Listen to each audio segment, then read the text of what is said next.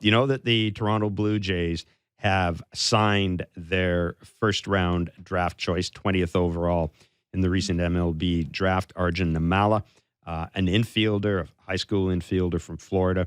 It was 20th pick overall. He signed for under slot at $3 million. $3.7 million was the slot figure, did we say? Yep. So he signed under slot by $700,000, which of course will allow the Blue Jays to take that money and use it elsewhere. Jim Callis, a senior writer with MLB Pipeline and MLB.com, and he's our go-to guy for anything related to prospects and minor leagues. We're very pleased that, he's our go-to guy anyhow because he's a good guy.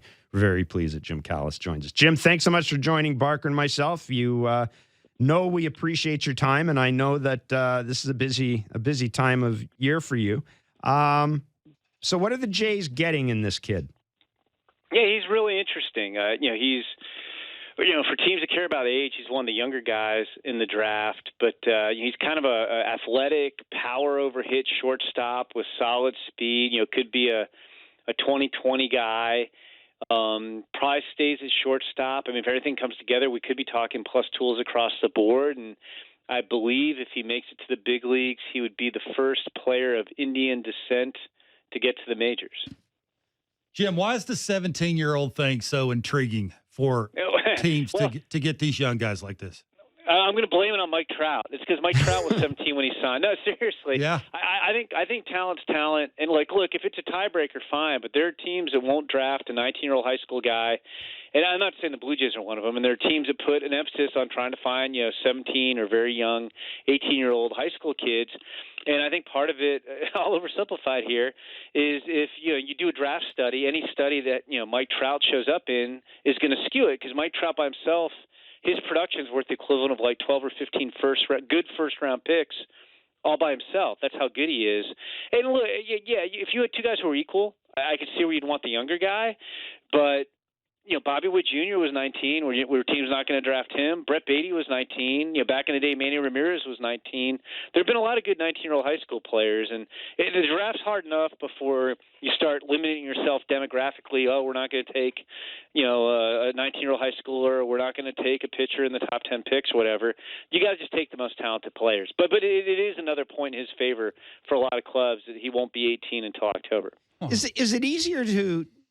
Let me figure out how to phrase this. Is it easier to draft a young high school kid from North America than it is to scout and sign, let's say, a 17-year-old player from the Dominican Republic or Puerto Rico?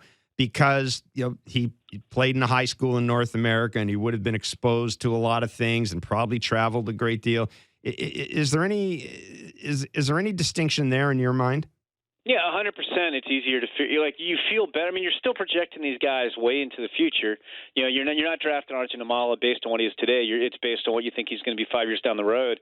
But for these high school kids, and they get on the showcase circuit and they play all over the country and they face the best high school competition and see quality pitching, you feel much better about that. Like a lot of the international guys are younger. I mean, the international guys, you're not signing. I mean, you're officially signing them when they're 16. Correct. But, you're committing to them when they're 13 or 14 years old, and you're not really seeing them play games against quality competition.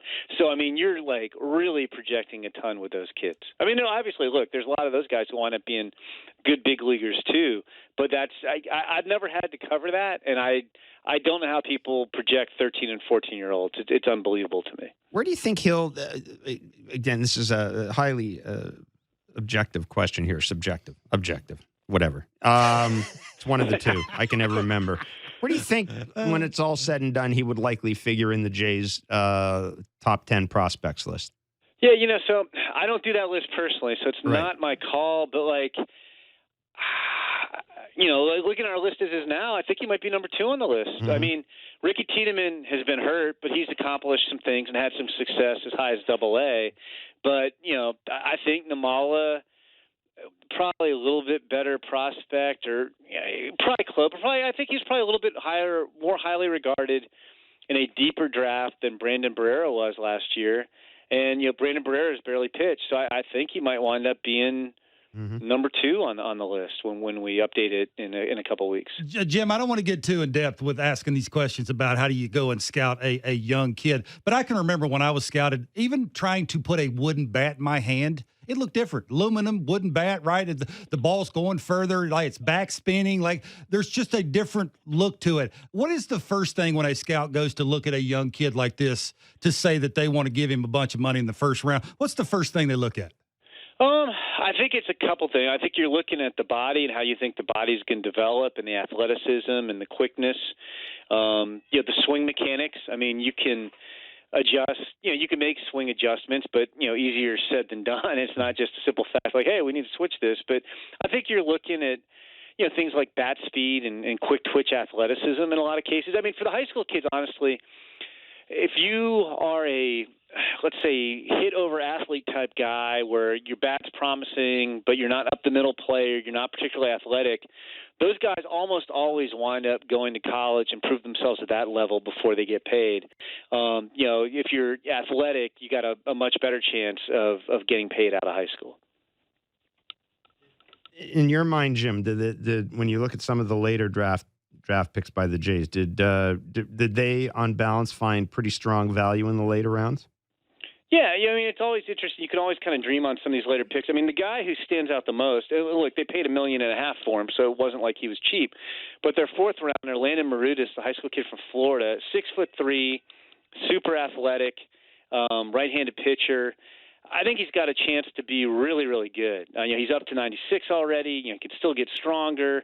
Good fastball metrics, teams that like that type of stuff. He's got feel for changeup.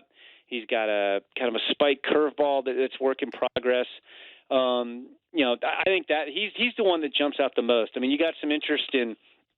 You got a Canadian kid. His dad played briefly in the big leagues, and Connor O'Halloran, who's like a guy. It's not a high ceiling guy. It's more of a floor guy who can really, really pitch with kind of average stuff, but had a lot of success at Michigan, where he's a Big Ten Conference Pitcher of the Year.